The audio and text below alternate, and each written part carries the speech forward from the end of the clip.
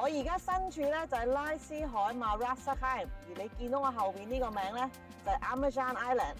而家即刻帶大家睇下呢個島有咩咁特別先。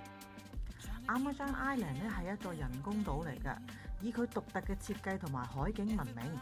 佢由4個珊瑚形狀嘅島組成，所以亦都會叫麻雀島。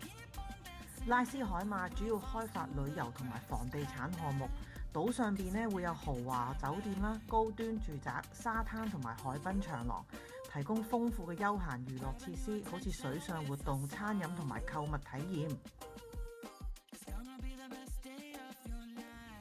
永利集團咧將會喺度開發一個賭場度假村啊，亦都係中東第一個綜合賭場度假項目嚟㗎。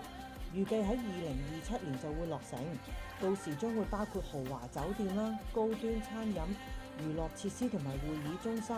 我相信到時一定吸引好多國際遊客光臨嘅。